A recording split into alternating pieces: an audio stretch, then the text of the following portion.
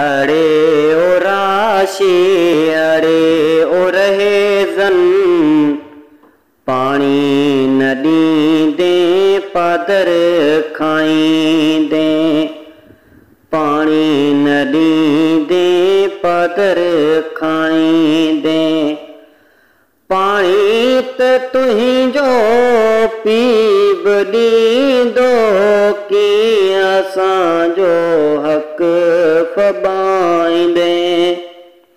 अड़े ओ राशि अड़े ओ रहे जन पानी न ॾींदे पादर खाईंदे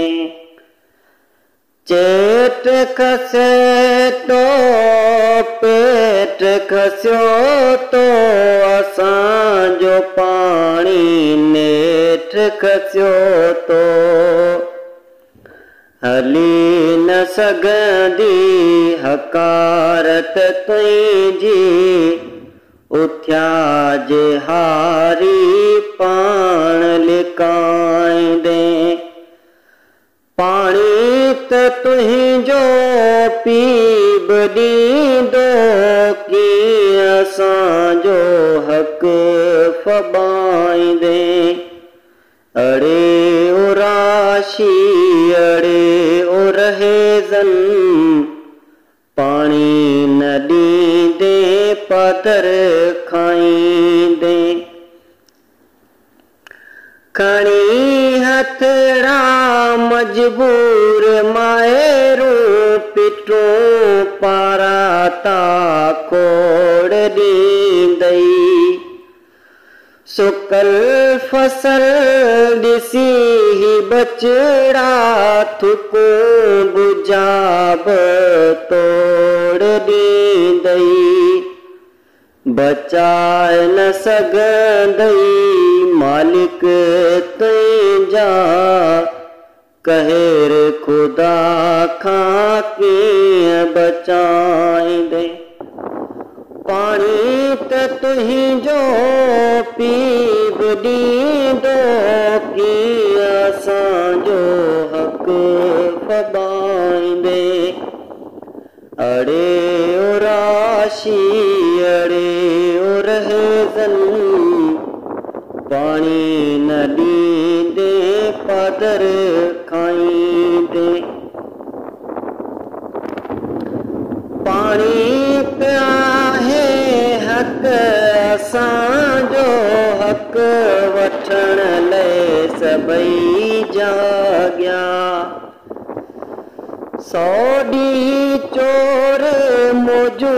माणियूं तो हिकु ॾींहुं वरिया थई भाॻिया नसीर खे गंढो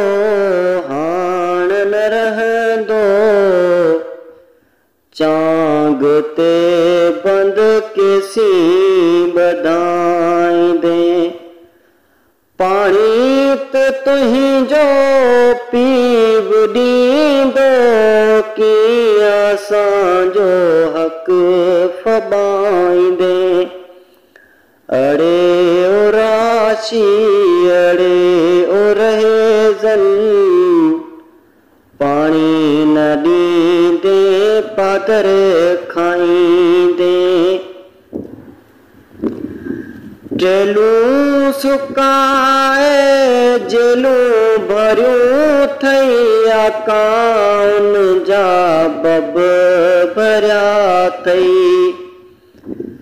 सिंध आबादगार जे सॾ ते ॾिस त सांगी कीअं भरिया थई फरो बहाली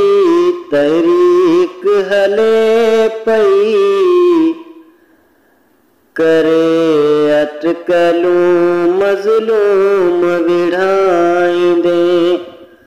पाणी त तुंहिंजो पीब ॾींदो कीअं